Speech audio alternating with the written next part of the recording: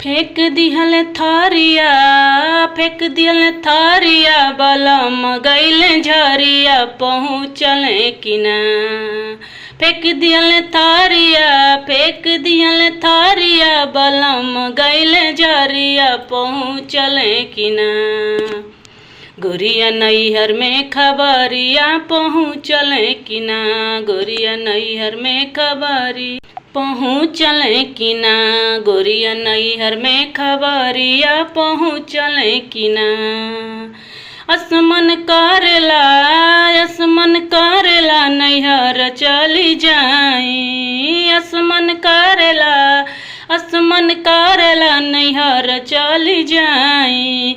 थानवा में जाई के रिपोर्ट लिखवाई। थानवा में जाई के रिपोर्ट लिखवाई। पिटाई जैता ससुर हो, पिटाई जैता ससुर, संगवा में ससुइया कराई देती ना। ओ कराई देती ना, उनके दहिया के मलिसिया कराई देती ना। फेंक दिहल लोटवा, फेंक दिहल लोटवा, बलम धइल झोटवा, पहुँचल कि ना। फेंक दिहल लोटवा, फेंक दिहल लोटवा, बलम धइल झोटवा, पहुँचल कि ना। गोरिया नैहर में खबरिया, पहुँचल कि ना। गोरिया नैहर में खबरिया, पहुँचल कि ना। फेंक दिहल लोटवा, फेंक दिहल लोटवा, बलम धइल झोटवा, पहुँचल कि ना। गोरिया नैहर में खबरिया, पहुँचल कि ना। गोरिया नैहर में खबरिया, पहुँचल कि ना।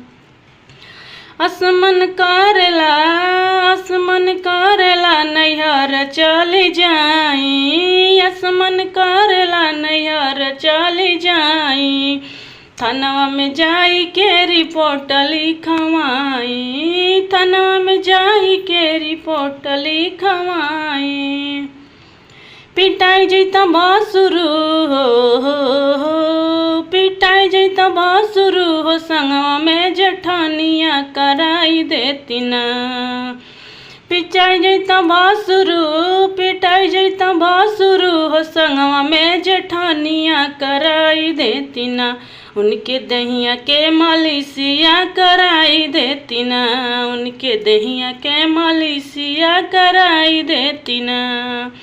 फेंक दिहल थारिया, फेंक दिहल थारिया, बलम गइल झरिया, पहुँचल कि ना। फेंक दिहल थारिया, बलम गइल झरिया, पहुँचल कि ना। गोरिया नैहर में खबरिया, पहुँचली कि ना। गोरिया नैहर में खबरिया, पहुँचली कि ना।